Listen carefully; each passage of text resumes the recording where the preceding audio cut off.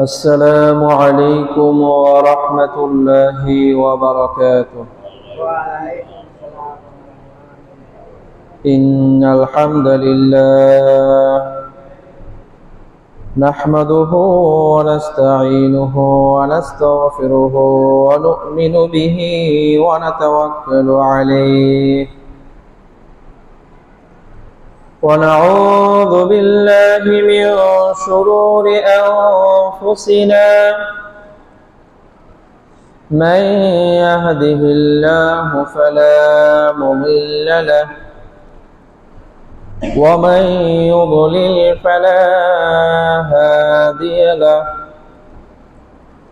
ونشهد أن لا إله إلا الله وحده لا شريك له ونشهد أن سيدنا وحبيبنا وحبيب ربنا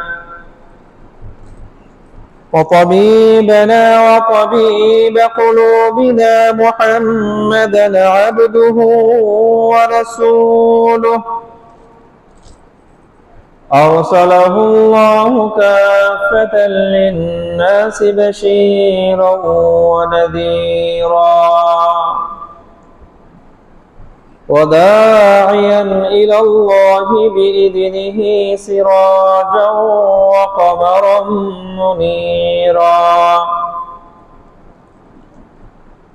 أما بعد فقد قال الله تبارك وتعالى في كلامه المجيد وفي فرقانه الحميد بسم الله الرحمن الرحيم وإذ جعلنا البيت مثابة للناس وأمنا واتخذوا من مقام إبراهيم مصلى وعهدنا إلى إبراهيم وإسماعيل أن طهرا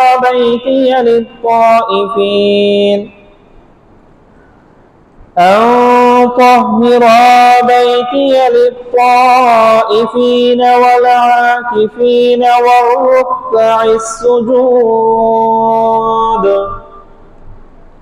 صدق الله المولانا العظيم. وعن أبي هريرة رضي الله تعالى عنه عن النبي صلى الله عليه وسلم قال: من قام ليلة القدر إيمانا واحتسابا غفر له ما تقدم من ذنبه أو كما قال عليه الصلاة والسلام. صدق الله المولانا العظيم وصدق رسوله النبي الأمي الكريم ونحن على ذلك لمن الشاهدين والشاكرين والحمد لله رب العالمين. আলহামদুলিল্লাহ, মহান আল্লাহ সুবহানাহু ওয়া তাআলা এর পবিত্র দরবারে লাখ কোটি শুকরিয়া যে মহান আল্লাহ সুবহানাহু ওয়া তাআলা আমাদের সকলকে দীর্ঘ এক সপ্তাহ পর রমাদানুল মুবারকের জুমার দিনে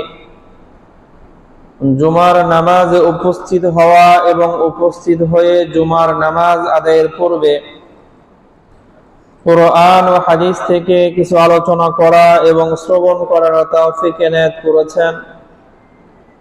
এজন্য আমরা সকলে হৃদয়ের অন্তঃস্থল থেকে একবার কালিমাতুশ শুকর পাঠ করে নেই, আলহামদুলিল্লাহ। আল্লাহ রাব্বুল আলামিনের ইহসান ও করুণায় রমাদানুল মুবারকের 20তম রমাদানে আমরা উপনীত হয়েছি। আগামীকাল থেকে রমাদানুল মুবারকের তৃতীয় দশক শুরু হয়ে যাবে।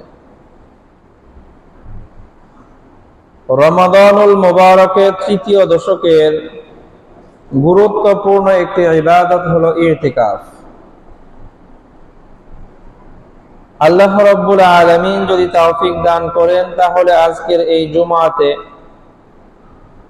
রমাদানের শেষ দশকের ইতিকাফ সম্পর্কে কিছুটা আলোচনার চেষ্টা করব ইনশাআল্লাহ। ইতিকাফ এটা আরবি শব্দ। ইতিকাফ শব্দের অর্থ হলো আল মাকসু, অবস্থান করা। ইতিকাফ শব্দের আরেকটি অর্থ হলো আল মুরাজা, ফেরা, প্রত্যাবর্তন করা। ইতিকাফের একটা অর্থ হলো অবস্থান করা, যা আমরা সকলেই মোটামুটি বুঝি। ইতিকাফ শব্দের আরেকটি অর্থ হলো আল মুরাজা, তথা ফিরে আসা, প্রত্যাবর্তন করা। আমার জীবন চলার স্বাভাবিক যে গতি ছিল, আমি যেইভাবে দিন আর রাত আর আমার জীবনের প্রতিটা সময় পাড়ি দিচ্ছিলাম, আল্লাহ রাব্বুল আলামিনের নাফরমানি, অবাধ্যতা, গুনাহের কাজে যেমন নিমজ্জিত ছিলাম, ইবাদতের পাশাপাশি আল্লাহর অবাধ্যতাও যেমন করতেছিলাম, এই আল্লাহ রাব্বুল আলামিনের অবাধ্যতা আর গুনাহের পথ সবগুলো ছেড়ে দয়াময় আল্লাহ রাব্বুল আলামিনের দরবারে ফিরে আসা, এর নাম হলো ইতিকাফ। দুনিয়ার সমস্ত ঝামেলা থেকে মুক্ত থেকে আল্লাহ রাব্বুল আলামিনের দরবারে হাজিরা দেওয়ার নাম হলো ইতিকাফ। পরিবার পরিজন, বন্ধু বান্ধব সমস্ত বন্ধন ছিন্ন করে একমাত্র আল্লাহ রাব্বুল আলামিনের সাথে সম্পর্ক করা, বন্ধন স্থাপন করার নাম হলো ইতিকাফ। যার কারণে ইতিকাফ এর অর্থ হলো আল মুরাজা, ফিরে আসা। এর মানে হলো সমগ্র দুনিয়াকে এক পাশে রেখে মহান আল্লাহ রাব্বুল আলামিনের কাছে ফিরে আসা, এর নামই হলো ইতিকাফ। ইতিকাফের আরেকটা অর্থ হলো আল মাকসু, অবস্থান করা। শরীয়তের পরিভাষায় ইতিকাফ বলা হয় আল মাকসু ফিল মসজিদ বিনিয়াতিত তাকাররুবি ইলাল্লাহি সুবহানাহু ওয়া তাআলা। আল্লাহ রাব্বুল আলামিনের নৈকট্য অর্জন করার উদ্দেশ্যে মসজিদে অবস্থান করা। শুধু মসজিদে অবস্থান করার নাম ইতিকাফ না, আল্লাহ রাব্বুল আলামিনের নৈকট্য অর্জন করার উদ্দেশ্যে মসজিদে অবস্থানের নাম হলো ইতিকাফ। শুধু মসজিদে রইলাম, 10 দিন বিছানা করে ঘুমাইলাম, খাবার দাবার মসজিদের ভিতরেই খাইলাম, শুধুমাত্র এই কাজগুলোর নাম ইতিকাফ নয়। বরং ইতিকাফের মূল বিষয়বস্তু হলো মসজিদে অবস্থান করা এবং আল্লাহ রাব্বুল আলামিনের নৈকট্য অর্জন করার আমল সমূহে লিপ্ত থাকা, দুনিয়াদারি থেকে মুক্ত থাকা, মানুষজনের সাথে দুনিয়াবি আলোচনা থেকে মুক্ত থাকা, এর নাম হলো ইতিকাফ। শুধু খাইলাম আর ঘুমাইলাম, 10 দিন পাড়ি দিলাম, এটার নাম ইতিকাফ না। কারণ ইতিকাফের মূল থিওরি হলো বিনিয়াতিত তাকাররুবি ইলাল্লাহি সুবহানাহু ওয়া তাআলা, আল্লাহ রাব্বুল আলামিনের কাছে নৈকট্য অর্জনের নিয়তে, উদ্দেশ্যে এই মসজিদে অবস্থান করা। বেশি বেশি করে কোরআন তেলাওয়াত করা, সারা বছর যে সুযোগ হয় না ইতিকাফে আসছি, বেশি করে লাইলাতুল কিয়ামুল লাইল করা, তাহাজ্জুদের আমল করা, কিছু তাসবিহ তাহলিল পড়া, কিছু দান সাদাকা করা, নেকির যত কাজ আছে সেই কাজগুলো করা। ইতিকাফ এর উদ্দেশ্যই হলো আল্লাহ রাব্বুল আলামিনের নৈকট্য অর্জন করা। ইতিকাফের মূল উদ্দেশ্য শুধু মসজিদে শুয়ে থাকা নয়। ইতিকাফ রমাদানের শেষ দশকের যে ইতিকাফ, এই ইতিকাফের বিধান হলো সুন্নাতে মুআক্কাদায়ে কিফায়া। সুন্নাতে মুআক্কাদা আলাল কিফায়া। সুন্নাতে মুআক্কাদা এমন আমল যে আমল করতেই হয়, ছাড়া যায় না, ছাড়লে গুনাহ হয়। আর কিফায়া এর মানে হলো সকলের পক্ষ থেকে যদি একজনে আদায় করে দেয়, যেমন আমরা সকলেই জানি কোন একজন মুসলমান যদি ইন্তেকাল করে, মৃত্যুবরণ করে, তার জানাজার নামাজ পড়তে হয়। কি পড়া লাগে? কথা বলেন না, জানাজার নামাজ পড়তে হয় না? এই জানাজার নামাজ পড়ার বিধান কি? ওটাও তো ফরজ, কিন্তু 5 ওয়াক্ত নামাজের মতো না। 5 ওয়াক্ত নামাজ ফরজে আইন, প্রত্যেকের জন্য ফরজ, কিন্তু জানাজার নামাজও ফরজ, কিন্তু আলাল কিফায়া, কিছু মানুষে আদায় করলে সবার পক্ষ থেকে হয়ে যায়। তো রমাদানের শেষ দশকের ইতিকাফটাও সুন্নাতে মুআক্কাদা, আমলটা করতে হবে, কিন্তু সবার জন্য না, আলাল কিফায়া। যদি একজন দুইজনে করে দেয় সবার পক্ষ থেকে আদায়, কথা বলেন, আদায় হয়ে যাবে। কিন্তু যদি কেউ না করে, একজন ইতিকাফ করলো না, ঠিক যেমন একজন মানুষ মুসলমান মারা গেছে, কেউ জানাজা পড়লো না, তাহলে ফরজ করার গুনাহগার ওই সমাজের সবাই হবে। ঠিক তেমনি ভাবে যদি কেউ ইতিকাফ একজনও না করে, পুরো মসজিদ ফাঁকা, সমাজের কোন মসজিদে ইতিকাফে কেউ বসে নাই, তাহলে সমাজের প্রত্যেকটা মানুষ সুন্নাতে মুআক্কাদা তরক করার জন্য গুনাহগার হবে। একজন বসলো, সবার দায়িত্ব পালন হয়ে গেল। একজনও বসলো না, সবাই সুন্নাতে মুআক্কাদা ত্যাগ করার জন্য কি হবে? গুনাহগার হবে। আল্লাহ, তবে মনে রাখতে হবে, ইবাদত, ইতিকাফ ইবাদত। ইবাদত এটা ভাড়ায় করানোর বিষয় না। আমরা অনেক জায়গায় দেখি ভাড়ায় করায়, কেউ ইতিকাফে বসতে চায় না, তারে বলে 10,000 টাকা দিবনি, 10 দিন বহেন, খুশি। চাকরি করলেও তো 10 দিনে 10,000 টাকা পাওয়া যাবে না, কামলা দিলেও পাওয়া যায় না।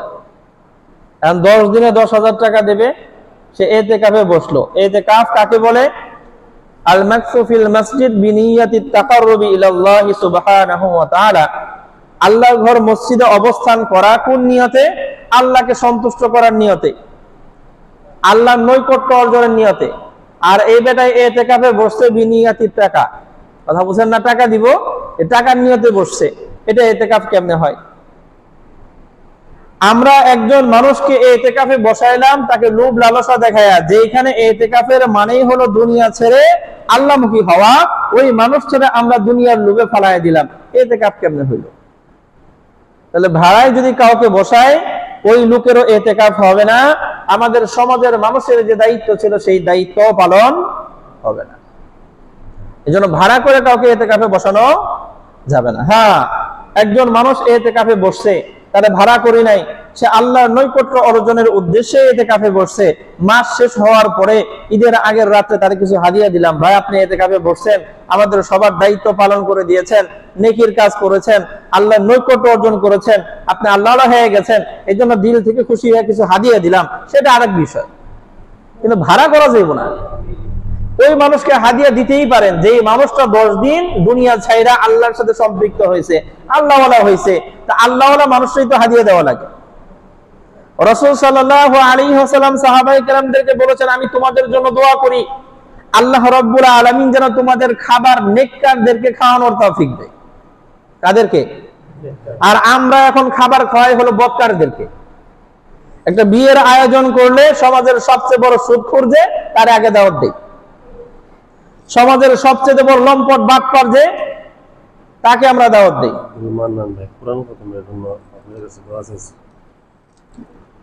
কিছু লিখছে তো আমরা আমাদের খাবারগুলো নেককারদেরকে না খাওয়ায় বদকারদেরকে খাওয়ায় আনন্দ পাই।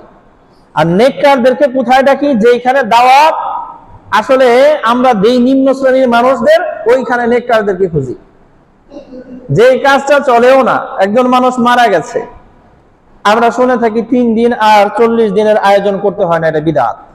এমন কে আছি বলেন তো এই ওয়াজটা শুনি নাই? শুনছি না সবাই?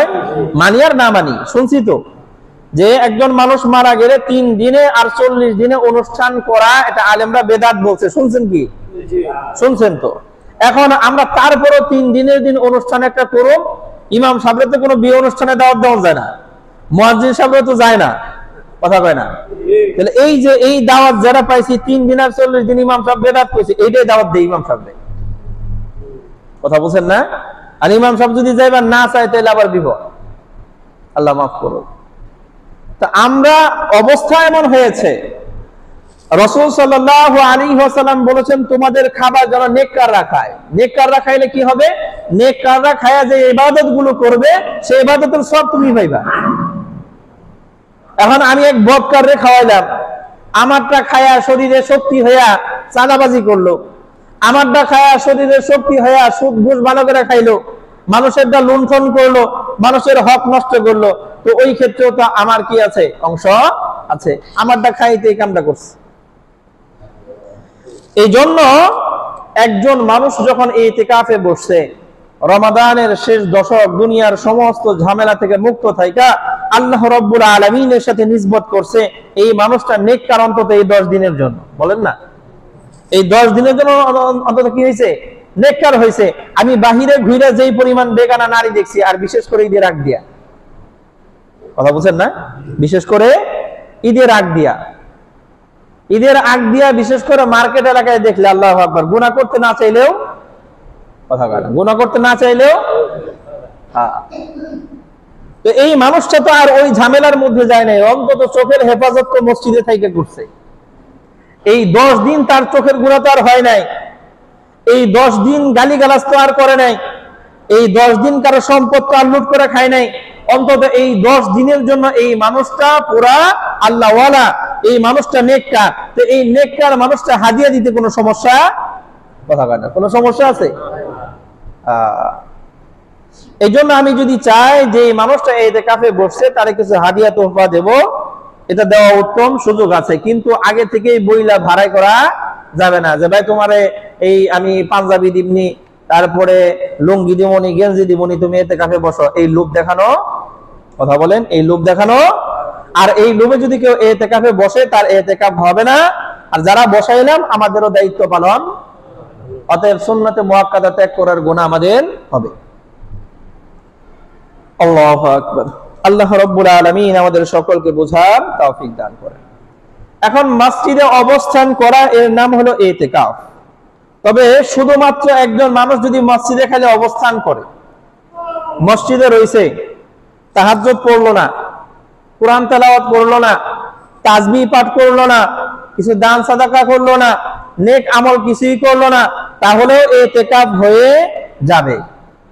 কথা বুঝেন না? তাহলেও কি হয়ে যাইব? ইতিকাফ হয়ে যাবে, কিন্তু এটা হবে রূহ ছাড়া, আত্মা ছাড়া। যেমন সারাদিন না খেয়ে থাকলেই রোজা হয়ে যায়, কথা বলেন, শুধু সারাদিন কি থাকলে, না খেয়ে থাকলেই কি হয়ে যায়? একজন মানুষ সারাদিন না খেয়ে আছে, গান বাজনা দেখলো, টিভি দেখলো, তাও কিন্তু রোজা হয়ে গেছে। একজন মানুষ সারাদিন না খেয়ে আছে, সুদ খেলো, ঘুষ খেলো, তাও কিন্তু রোজা হয়ে গেছে। একজন মানুষ সারাদিন না খেয়ে আছে, সাহারি থেকে নেই ইফতার পর্যন্ত না খাওয়া, সারাদিন গালিগালাজ করছে, তাও কিন্তু তার রোজা, কথা বলেন, হয়ে গেছে। কিন্তু এই রোজা হলো রূহ ছাড়া। কি ছাড়া? কথা কন না কেন? রূহ ছাড়া, আত্মা ছাড়া। এই রোজা জানদার না, এটা মরা রোজা।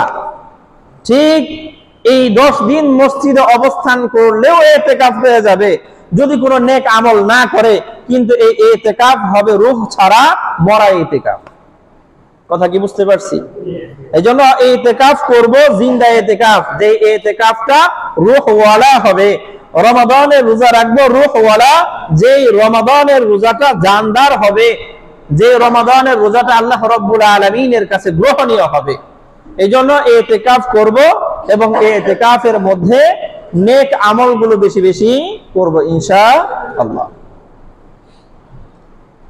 আল্লাহ, এই ইতিকাফের বিধানটা পূর্ববর্তী উম্মতের জন্য আল্লাহ রাব্বুল আলামিন সুযোগ রেখেছিলেন একটা, সেটা হলো পূর্ববর্তী উম্মতের কোন একজন মনীষী যদি চাইতো যে আমি দুনিয়াদারি সব ছেড়ে দেব, পরিবার পরিজন স্থাপন করব না, আত্মীয় স্বজনের কোনো খোঁজ খবর নেব না, আমি একা একা বন জঙ্গলে গিয়ে বসবাস করব, আশপাশে আর কেউ থাকবে না, কারোর সাথে কোনো কথা হবে না, আমি শুধু একমাত্র আমার রব আল্লাহর সাথে সম্পর্ক করব, এরকম যাযাবরের জিন্দেগি যদি কেউ যাপন করতে চাইতো, এটা পূর্ববর্তী উম্মতের সুযোগ ছিল। মুহাম্মাদুর রাসূলুল্লাহ সাল্লাল্লাহু আলাইহি ওয়াসাল্লামের আগ পর্যন্ত যেই নবী রাসূল ছিলেন, প্রত্যেক নবী আর রাসূলের যুগে রুহবানিয়ত ছিল। একা একা জীবন যাপন করে আল্লাহর সাথে সম্পর্ক করার সুযোগ ছিল, কিন্তু আমাদের ইসলাম ধর্মে রুহবানিয়াতের কোনো সুযোগ নাই। বিয়ে শাদী না কইরা যাযাবর হয়ে যাইব, একা একা বন জঙ্গলে গিয়া সেখানে গিয়া ধ্যান করবে, এই সুযোগ আমাদের ইসলাম ধর্মে কথা বলেন নাই। সিলসিলাতুস সহিহা নামক কিতাবের মধ্যে হাদিস আসছে, লা রুহবানিয়াতা ফিল ইসলাম, ইসলামের মাঝে রুহবানিয়াত যাযাবরের জীবন বলতে কিছু নাই। একজন সাহাবী রাসূল সাল্লাল্লাহু আলাইহি ওয়াসাল্লামের আমল জানতে গেছে, তিনজন। আয়েশা সিদ্দিকা রাদিয়াল্লাহু তাআলা আনহাকে জিজ্ঞেস করছে যে রাসূল সাল্লাল্লাহু আলাইহি ওয়াসাল্লামের আমল কেমন ছিল।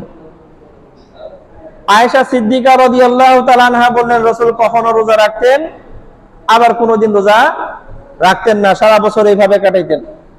রাতের কিছু অংশ নামাজ পড়তেন, আবার কিছু অংশ ঘুমাইতেন, কিছু অংশ দিনের কাজে ব্যয় করতেন, কিছু অংশ পরিবারকে দিতেন। এই সকল তথ্য যখন দেওয়া হলো, সাহাবায়ে কেরাম বললেন যে ওই আমল আমাদের জন্য অনেক সংক্ষিপ্ত, অল্প হয়ে যাবে, রাসূলের জন্য ঠিক আছে। কেন?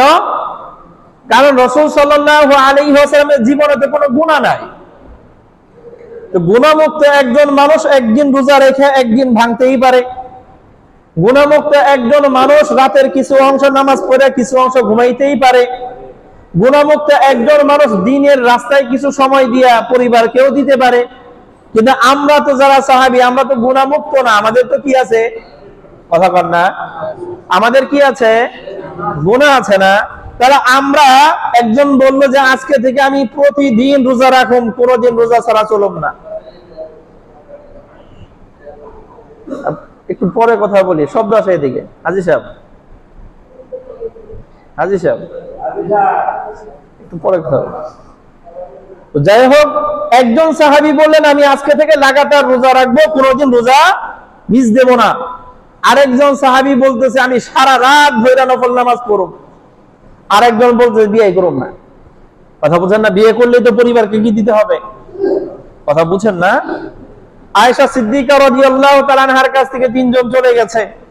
রাসূল সাল্লাল্লাহু আলাইহি ওয়াসাল্লাম যখন ঘরে আসছেন, আয়েশা সিদ্দিকা রাদিয়াল্লাহু তাআলা আনহা বললেন যে এই তিনজন সাহাবী আসছিলেন, আপনার আমলের ব্যাপারে জিজ্ঞেস করেছে, আমি এরকম তথ্য দিছি, তারা এই আমলটা নিজেদের জন্য কম মনে করছে, তারা তো নিয়ত করছে রোজা রাখবো তো আর ভাঙবো না, রাত জাগবো তো আর ঘুমাবে না, পরিবার গঠনই করবো না, পরিবারকে সময় দেওয়া লাগবে দেখা।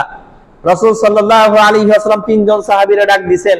ডাক দিয়ে রাসূল সাল্লাল্লাহু আলাইহি ওয়াসাল্লাম তাদেরকে শাসন করেছেন যে আমার এই ধর্মে আমি মুহাম্মদুর রাসূলুল্লাহ সাল্লাল্লাহু আলাইহি ওয়াসাল্লামকে আল্লাহ রাব্বুল আলামিন পরিপূর্ণ সুঠাম দেহের শক্তিশালী 100 জন যুবকের শক্তি আমার দেহে আল্লাহ দিয়েছেন। আমিও তো সারা রাত জাগি না, তুমি জাগবা কেমনে?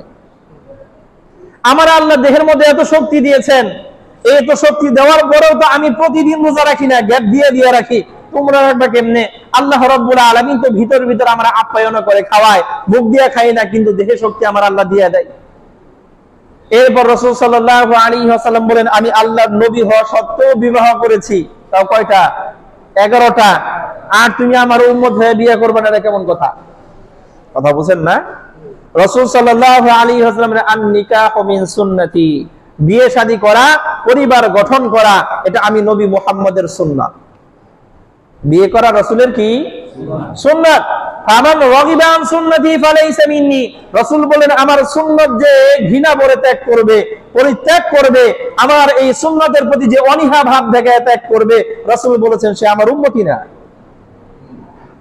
অতএব আমার এই ধর্মের মধ্যে আমি পরিবার পরিজন ছাইরা, বিয়ে শাদী বাদ দিয়া, দুনিয়ার সমস্ত মানুষের সাথে আচার ব্যবহার বাদ দিয়া বন জঙ্গলে গিয়ে একা একা আল্লাহর ইবাদত করব, এই সুযোগ আমাদের এই ধর্মে নাই।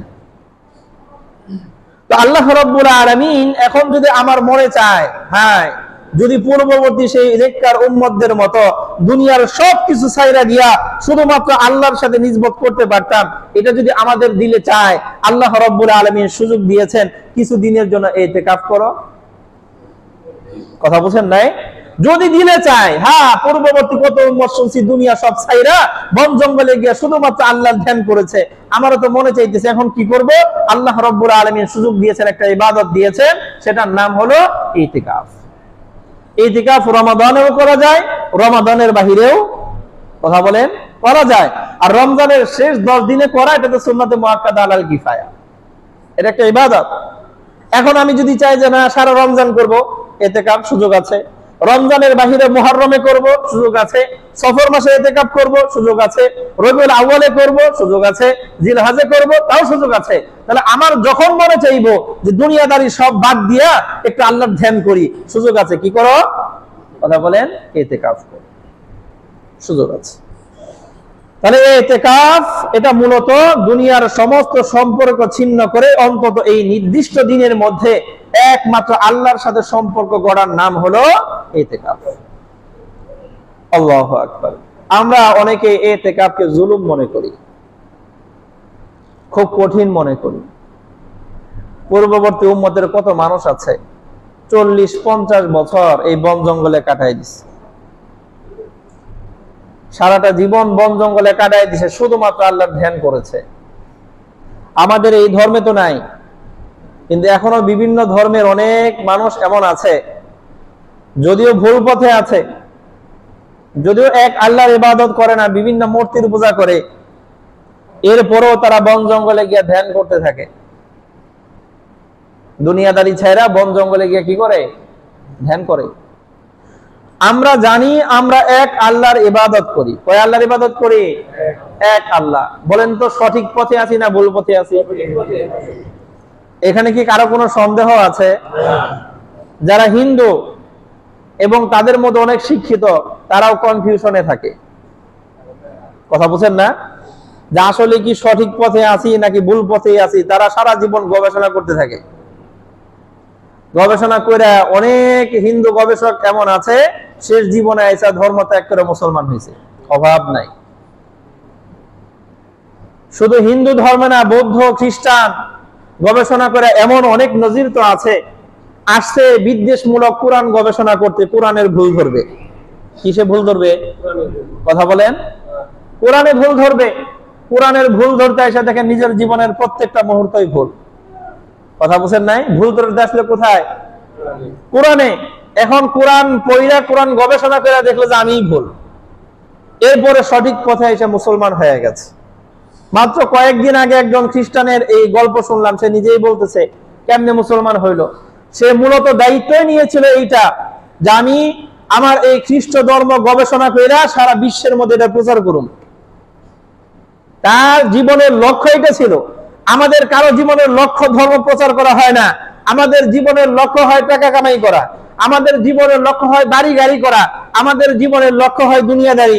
কিন্তু ওই খ্রিস্টান সে জীবনের লক্ষ্য বানাইছে যে আমি শুধুমাত্র আমার এই ধর্মকে গবেষণা কইরা সারা পৃথিবীর মধ্যে আমি এটা ছড়াই দিব। এই গবেষণা করে যখন ছড়াইতে গেছে, ছড়াইতে যাওয়ার পরে দেখে তার একজন মুসলিম প্রতিবেশী আছে। সে মুসলিম প্রতিবেশী তারে ওই খোঁচাও দেয় না, কিছু বলে টলে না, সে তার ধর্ম প্রচার করে আর সে মুসলমান, সে তার পথে অটল আছে। তো চিন্তা করে দেখলো এই মোল্লাই করে কি, তখন তার ধর্ম সম্পর্কে যখন জানতে গেছে, জানতে গিয়ে কোরআন গবেষণা করেছে, তখন তার নিজের গবেষণা এবং ওই তার ধর্ম প্রচার সব বাদ দিয়া মুসলমান হয়ে গেছে।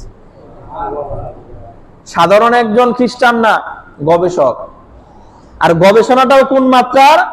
এমন গবেষণা, তার ইচ্ছে হলো সারা বিশ্বব্যাপী সে এটা প্রচার করবে। তো আমরা সেই ধর্মে আছি, আলহামদুলিল্লাহ। আলহামদুলিল্লাহ বলেন না? আল্লাহ রাব্বুল আলামিন অনেক সহজে মিলাই দিছে। আমাদের দেশে কত বিধর্মীরা আছে, গবেষণা কইরা দাওয়াত পায়া একটা সময় ওই তার ধর্ম ত্যাগ করে মুসলমান হয়। মুসলমান হওয়ার পরে কেমন যে বিভীষিকাময় একটা জীবন যাপন করতে হয়, পরিবার অ্যাকসেপ্ট করে না, তার সমাজ তারা আর অ্যাকসেপ্ট করে না, বাস তারায় দেয়, পৈতৃক সম্পদ পায় না, কিছুই পায় না। আমাদের কাছে যদি আসে এরকম অসহায় অবস্থায় যে মুসলমান হয়েছে, হিন্দু ছিলাম, হিন্দু ছিল, কি হয়েছে? মুসলমান হয়েছে। আমার মা বাবা, পরিবার পরিজন, আত্মীয় স্বজন সবাই তো ছেড়ে দিছে। এখন আমার থাকার মতো কোনো জায়গা নাই, খাওয়ার মতো কিছু নাই। এখন এসে যদি বলে ভাই আমি নব মুসলিম, আমার একটু সাহায্য করেন, আমরা তারা দিয়ে ভিক্ষা করবো,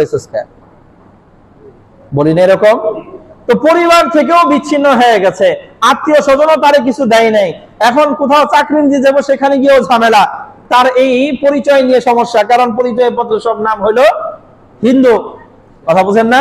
এনআইডি কার্ডে হিন্দু, জন্ম নিবন্ধনে হিন্দু, এখন চাকরি করতে যাবো সে তো হিন্দু পরিচয়ে চাকরি করবে না, আর পরিচয় যখন পাল্টা এটা নিয়ে হাঙ্গামা, চাকরিও দিতে চায় না।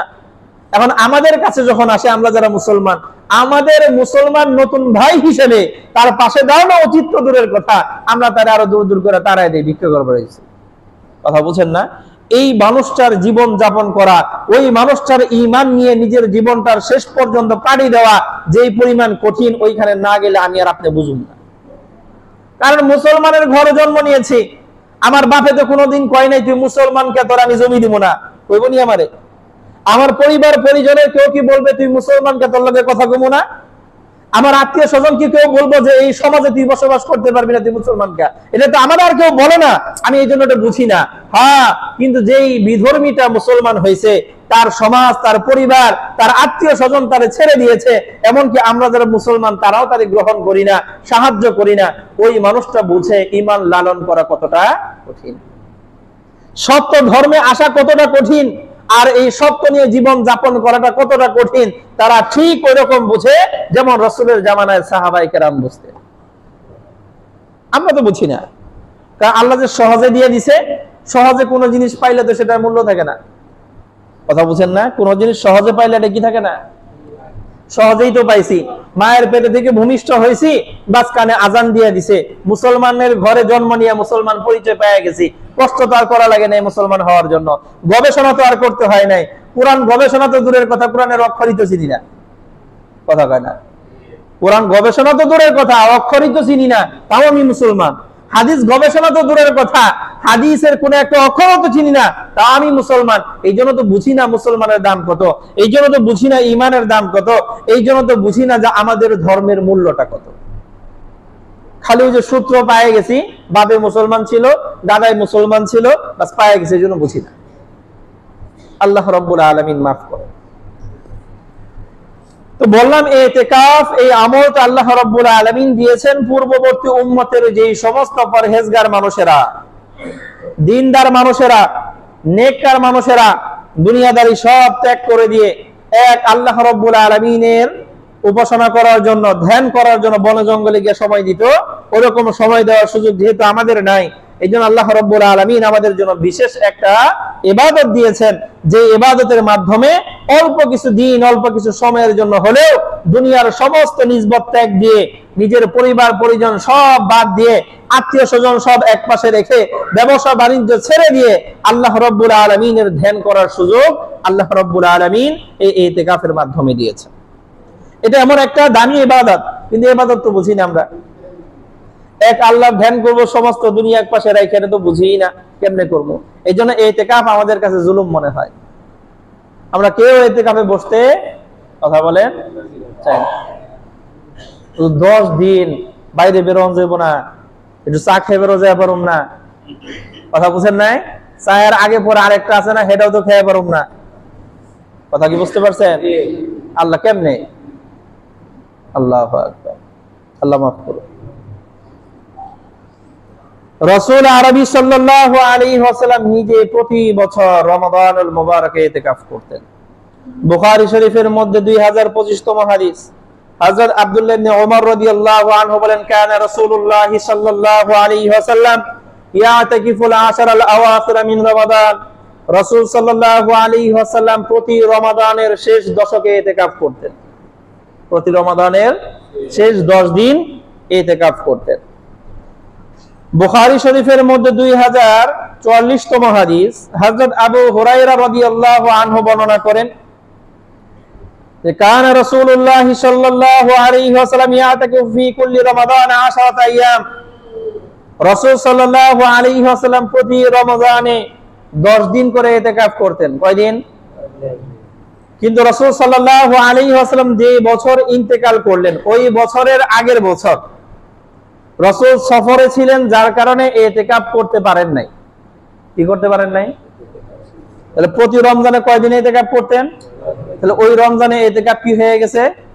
মিস হয়েছে, যার কারণে রমাদানের পরে অন্য মাসে এই ইতিকাফ কাজাও করে নিছেন। কথা বুঝছেন? রমাদান ছাড়া ভিন্ন মাসে গিয়া এই 10 দিন ইতিকাফ রাসূল করে নিছেন।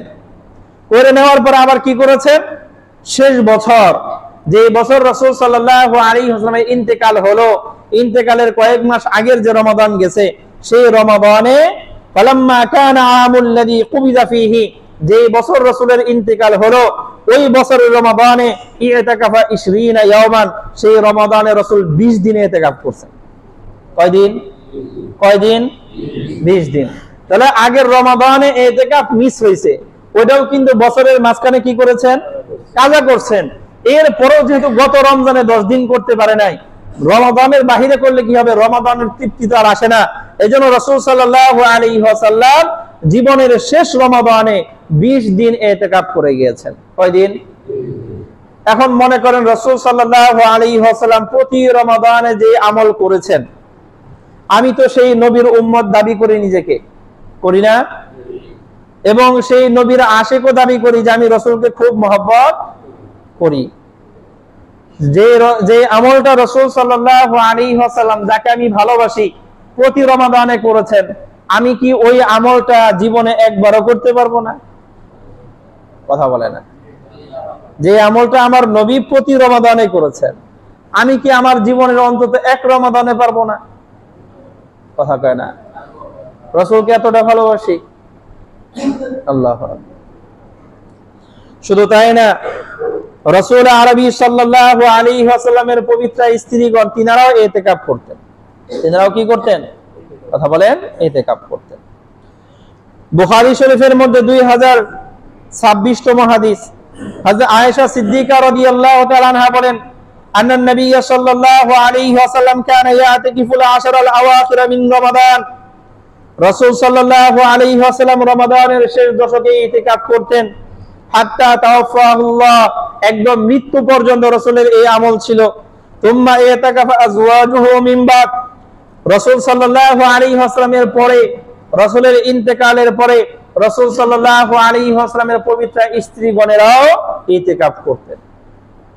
রাসূল যে আমল করতেন, রাসূলের স্ত্রীগণ নারীরাও সেই আমল রাসূলের ইন্তেকালের পরে করেছেন। তাহলে ইতিকাফ এটা গুরুত্বপূর্ণ একটা আমল, যে আমল করলে সমস্ত দুনিয়াকে এক পাশে রেখে মহান আল্লাহ রাব্বুল আলামিনের সাথে নিসবত করা যায়, সম্পর্ক করা যায়, আল্লাহ ওয়ালা হওয়া যায়, আল্লাহ রাব্বুল আলামিনকে ভালোবাসার পরিচয় দেওয়া যায়। একটা দুর্বল হাদিসের মধ্যে আছে ইতিকাফের ফজিলত, এছাড়া বিশুদ্ধ কোনো হাদিস আর পাওয়া যায় না। এই হাদিসের মধ্যে আছে মান ইতাকাফা আশরান ফি রমাদান, যদি কোনো ব্যক্তি রমাদানে 10 দিন ইতিকাফ করে। কয় দিন? 10 দিন। কানা কা হাজ্জাতাইন ওয়া উমরাতাইন, তাহলে এই 10 দিন ইতিকাফ করার বিনিময় হলো 2টা হজ এবং 2টা উমরা করার সমপরিমাণ। 2টা হজ এবং 2টা উমরা করার সমপরিমাণ। আমরা যারা হজ করতে যাই, লক্ষ লক্ষ টাকা খরচ করে হজ করি, এখন তো মনে হয় 6-7 লক্ষ টাকার উপরে লেগে যায়। 6-7 লক্ষ টাকা খরচ করে হজ করে গ্যারান্টি নাই কবুল হয়েছে কিনা। কথা বুঝি না? উমরা করতে গেলে কমপক্ষে তো 1.5 লাখ টাকা। এই 1.5 লাখ টাকা খরচ করেও এই গ্যারান্টি নাই যে আমার উমরা, কথা বলেন, কবুল হয়েছে কিনা। কিন্তু আমি যদি এই 10 দিন ইতিকাফ করতে পারি, হাদিস যদিও দুর্বল, তবে আশা করি আল্লাহ রাব্বুল আলামিন যে ইতিকাফের কথা পবিত্র কোরআনে উল্লেখ করেছেন, এই ইতিকাফের ফজিলত এর চাইতেও বেশি হবে ইনশাআল্লাহ। কারণ এই ইতিকাফের মধ্যে শবে কদর আছে। কি আছে? কথা বুঝেন না? আর শবে কদরের আমল ইতিকাফ যে করবে সে তো পাবেই। যে ইতিকাফ করবে সে তো শবে কদর পাবেই নিশ্চিত। তো শবে কদর পাইলে 2টা হজ আর শুধু 2টা উমরা না, 84 বছর ইবাদত করার সমপরিমাণ সওয়াব তো আমলনামায় এমনিই চলে আসে। এইজন্য বললাম ইতিকাফের ফজিলত শুধুমাত্র 2টা হজ আর 2টা উমরা, এটা যদিও দুর্বল হাদিস, আমার বিশ্বাস এর চাইতে আরো বেশি ফজিলত রাখে। আল্লাহ রাব্বুল আলামিন কবুল করেন। এখন এই ইতিকাফটা রমাদানের শেষ 10 দিনে কেন? প্রথম 10 দিনে হইলে সুন্নাতে মুআক্কাদা হলে সমস্যা কি ছিল? মধ্যবর্তী 10 দিনে হইলে কি ছিল? শেষের 10 দিনে কেন? রাসূল সাল্লাল্লাহু আলাইহি ওয়াসাল্লাম একটা হাদিস আছে বুখারীতে 6607তম হাদিস, হযরত সাহাল ইবনে সাদ আস-সাঈদী রাদিয়াল্লাহু আনহু বর্ণনা করেছেন, রাসূল বলেছেন, ইন্নামাল আ'মালু বিল খাওয়াতিম। আল্লাহ রাব্বুল আলামিন মানুষের শেষ আমলটা বেশি ভালো করে গ্রহণ করেন। কোন আমল? কোন আমল? শেষ আমল। একজন মানুষ তার যৌবনকাল কাটাইছে বদমাশি কইরা, কথা বুঝছেন, যৌবনকালের শেষের দিকে আয়েশা তাওবা কইরা ভালো হয়ে গেছে, পরবর্তীকাল নামাজ, রোজা, হজ, যাকাত আল্লাহর ইবাদতে কাটাই দিছে। তো আল্লাহ রাব্বুল আলামিন তার ওই শেষ জামানার যে আমলটা, যেটা সে গুনাহ মুক্ত ভাবে কাটাইছে, ওইটারে গ্রহণ করে তার নেককার হিসেবে কবুল করে নিতেন। আরেকজন সারা জীবন ভালো আছিল, মরার আগ দিয়া করছে সমস্ত আকাম আর কুকাম, কথা বুঝেন না? সারা জীবনের সমস্ত ভালো কাম বাদ, শেষ মুহূর্তে যেটা করছে এটাই ফায়সালা। একজন মানুষ সারাটা জীবন সে বিধর্মী ছিল, হিন্দু ছিল, বৌদ্ধ ছিল, খ্রিস্টান ছিল, মরার 10 দিন আগে মুসলমান হয়েছে, তাহলে আল্লাহ রাব্বুল আলামিনের খাতায় তার নাম মুসলমান। একজন মানুষ সারা জীবন মুসলমান ছিল, মরার 10 দিন আগে কেবল হিন্দু হয়েছে, মরার 10 দিন আগে ধর্ম ত্যাগ করে মুরতাদ হয়েছে, আল্লাহ রাব্বুল আলামিন তার আমল নামায় লিখে দেবে এটা মুরতাদ, এটা হিন্দু, এটা বৌদ্ধ, এটা খ্রিস্টান, এটা মুশরিক, কথা বুঝেন না? এজন্য শেষ আমলটা বিশেষ গ্রহণযোগ্য একটা আমল। এজন্য রমাদানের শেষ দশকেই রাসূল সাল্লাল্লাহু আলাইহি ওয়াসাল্লাম ইতিকাফ করাইছেন, যাতে রমজান শেষ হওয়ার পাশাপাশি যখন আল্লাহ রাব্বুল আলামিনের কাছে ফেরেশতারা রমাদানের আমল নিয়ে পেশ করবে, তখন আল্লাহ রাব্বুল আলামিনের কাছে ফেরেশতা বলবে, আল্লাহ, এই যে ঈদের চাঁদটা উঠছে আর আমি দৌড়ে আপনার কাছে আসছি, আপনার অমুক অমুক বান্দারে দেখে আসছি মসজিদে ইতিকাফ করতেছে, কথা বুঝেন না? শেষে গিয়ে বলবে, আল্লাহ, আমি দেখে আসছি আপনার অমুক অমুক বান্দা মসজিদে কি করতেছে? ইতিকাফ করতেছে। আল্লাহ রাব্বুল আলামিন দেখবেন আমার বান্দা তরতাজা ইতিকাফে বসে আছে, সেই আমলটা আমার কাছে আসছে। আল্লাহু আকবার। আর দ্বিতীয় বিষয় হলো, রমাদানের শেষ দশকে ইতিকাফের মূল উদ্দেশ্য হলো শবে কদরকে তালাশ করা, লাইলাতুল কদরকে, কথা বলেন, তালাশ করা। যদিও আমরা লাইলাতুল কদর 27তম রজনীকেই হিসাব করে থাকি, এবং এ ব্যাপারে কিছু দলিলও আছে। অযৌক্তিক ভাবে যে 27 তারিখে আমরা লাইলাতুল কদর বলি তা না। কি আছে বলেন? দলিল আছে। আবু দাউদ শরীফের মধ্যে 1386তম হাদিস, হযরত মুআবিয়া ইবনে আবি সুফিয়ান রাদিয়াল্লাহু আনহু বর্ণনা করেন, রাসূল বলেছেন লাইলাতুল কদরের ব্যাপারে, লাইলাতুল কদরি লাইলাতুস 27, শবে কদর হলো 27তম রাত্রি, শবে কদর হলো 27তম রাত্রি। হযরত উবাই বিন কাব রাদিয়াল্লাহু আনহু বলেন যে আমি শুনতে পেলাম, একজন এসে আমারে বলল যে আব্দুল্লাহ ইবনে মাসউদ বলেছেন, অনেক বড় মাপের একজন সাহাবী আব্দুল্লাহ ইবনে মাসউদ, উনি বলছেন কেউ যদি সারা বছর রাত জাগে, সারা বছর, তাইলে সে শবে কদর পাইতে পারে। কত রাত জাগলে? সারা বছর প্রত্যেকটা রাত জাগলে সে শবে কদর পাইতে পারে। তো উবাই বিন কাব রাদিয়াল্লাহু আনহু বললেন যে আব্দুল্লাহ ইবনে মাসউদ এই কথা মানুষকে এই জন্য বলেছেন যাতে করে মানুষ প্রতি রাতে কি করে? আমল করে। তাছাড়া আমি উবাই বিন কাবও বলতেছি, আব্দুল্লাহ ইবনে মাসউদও জানে লাইলাতুল কদর হলো রমাদানের 27তম রাত্রিতে। কথা কি বুঝতে পারতেছি? এই হাদিসটা মুসলিম শরীফের মধ্যে আছে 762তম হাদিস। উবাই বিন কাব রাদিয়াল্লাহু আনহু বলেন আমি নিজেও জানি, আর আব্দুল্লাহ ইবনে মাসউদ সেও জানে যে লাইলাতুল কদর হলো রমাদানের 27তম রজনীতে। তাহলে 27তম রজনীতে যে আমরা লাইলাতুল কদর বলি, এটা আন্দাজে না, কথা বুঝেন না? এটারও কি আছে? কথা বলেন, দলিল আছে।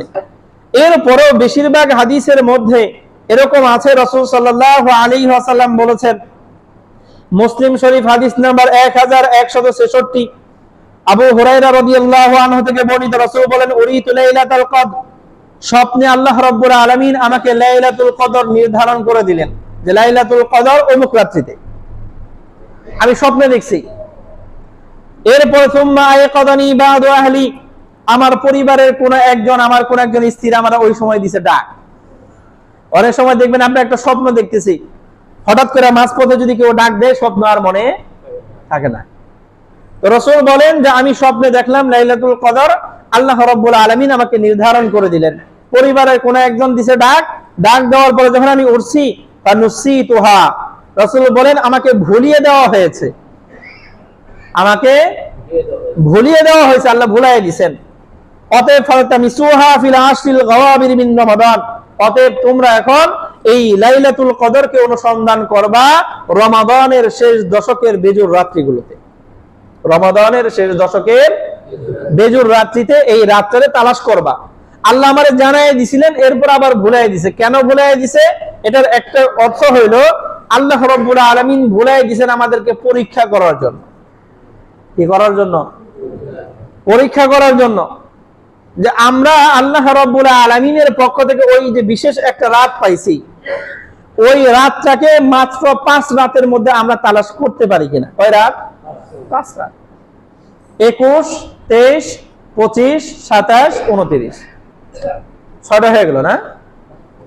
কটা না? তাহলে 21, 23, 25, 27, 29, এই 5টা রাত্রিতে আমরা ওই এক রাতকে তালাশ করতে পারি কিনা, আমরা করি কিনা, এটা আল্লাহ রাব্বুল আলামিন আমাদেরকে পরীক্ষা করার জন্য রাসূল সাল্লাল্লাহু আলাইহি ওয়াসাল্লামকে ভুলাই দিয়েছেন। দেখি আপনার উম্মত এতটুকু কষ্ট করে কিনা। মাত্র কয় রাত? আল্লাহু আকবার। 5 রাত তো কোনো ব্যাপারই না। আমরা মোটামুটি 2 মাস 60 রাত জাগায় অভ্যস্ত। কয় রাত? কথা কানা 2 মাস, বুঝেন না? 60 রাত আমরা জাগতে অভ্যস্ত। যদি ফুটবল খেলা হয়, কথা কানা বুঝেন না আমার কথাটা? ভুল কথা বললাম? যদি ফুটবল খেলা হয় তাহলে 60 রাত জাগতে প্রস্তুত আছি। যেই ফুটবল খেলা দেখা হারাম, যেই ফুটবল খেলা নিয়ে একজন আরেকজনের সাথে প্রতিযোগিতা করা হারাম, যেই ফুটবল যারা খেলতেছে যে হাফ প্যান্ট পইরা এই টাকনু সহ দেখা যাইতেছে, ফরস্তরক করতেছে, এটা দেখাও হারাম, বলাও হারাম। আবার গ্যালারিতে তো অনেক সুন্দর সুন্দর নাপাক জিনিস থাকে, যেগুলো দেখা আরো, কথা বলে না, আরো হারাম। এই সব কিছু করার জন্য, হারাম কাজ করে নিজের জীবনের আমলগুলো বরবাদ করার জন্য, নিজের আমল নামাটারে কুলসিত করার জন্য 60টা রাত জাগতে পারি, কিন্তু আল্লাহ রাব্বুল আলামিনকে রাজি করার জন্য পারি না। আল্লাহ পরীক্ষা করে দেখবেন না, কথা কয় না। মাত্র কয় রাত? 5 রাত। আল্লাহ রাব্বুল আলামিন আমাদেরকে তৌফিক দান করেন। লাইলাতুল কদরকে এই যে শুধু 5 রাতে খোঁজা কেন? আসলে এই রাতের যে ফজিলত, এই রাতের জন্য যদি 365 রাত জাগার জন্য আল্লাহ বিধান দিতেন, এটাও জুলুম হইতো না। এই রাতের এত ফজিলত কোরআন পাকে আল্লাহ রাব্বুল আলামিন বর্ণনা দিয়েছেন। এই রাত কেন অনুসন্ধান করব, কিছু কারণ আপনাদেরকে শোনায় দেই। কারণ আল্লাহ রাব্বুল আলামিন আমাদেরকে যে কোরআন দিয়েছেন, যে কোরআনের কারণে শ্রেষ্ঠ উম্মত হয়েছে, এই কোরআন যেই নবীর কারণে শ্রেষ্ঠ উম্মত হইতে পারছি, সেই নবীর উপর যেই শ্রেষ্ঠ কোরআন নাজিল হয়েছে, সেটা নাজিল হয়েছে লাইলাতুল কদরে।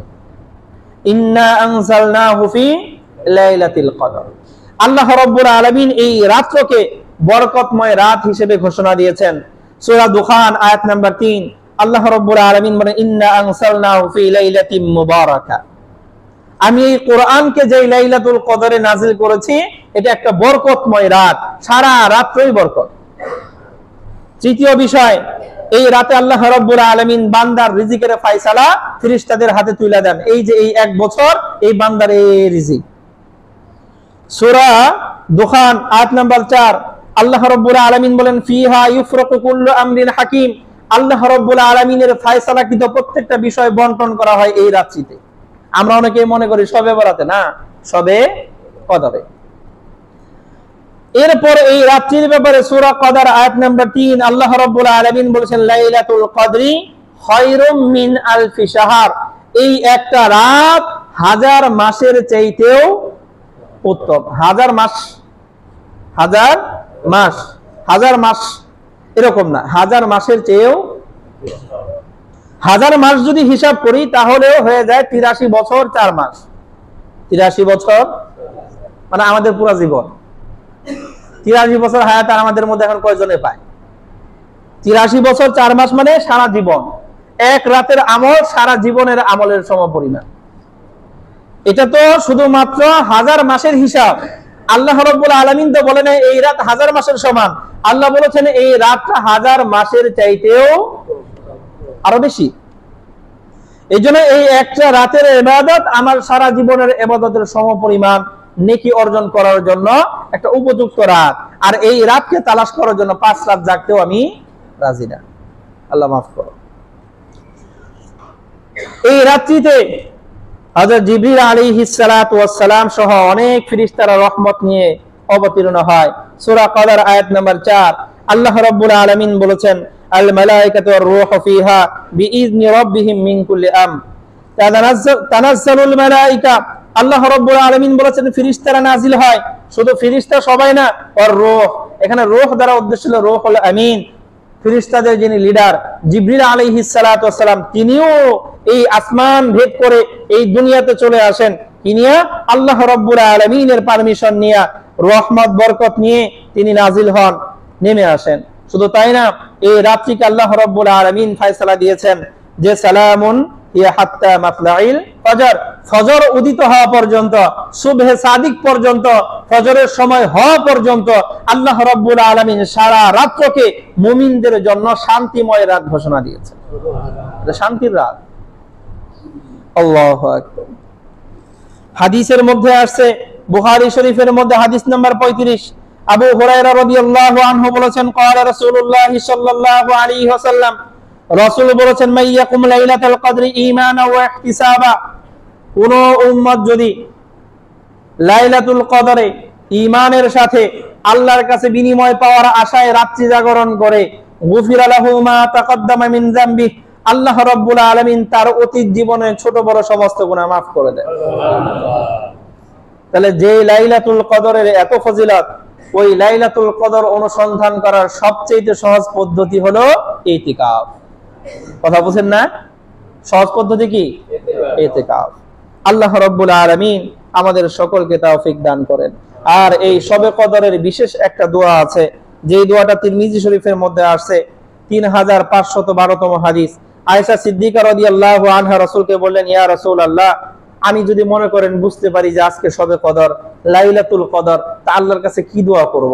রাসূল সাল্লাল্লাহু আলাইহি ওয়াসাল্লাম বললেন, তাহলে তুমি দোয়া করবা, আল্লাহুম্মা ইন্নাকা আফুবুন কারীম, হে আল্লাহ আপনি তো দয়াবান ক্ষমাশীল, আপনি দয়াবান ক্ষমাশীল।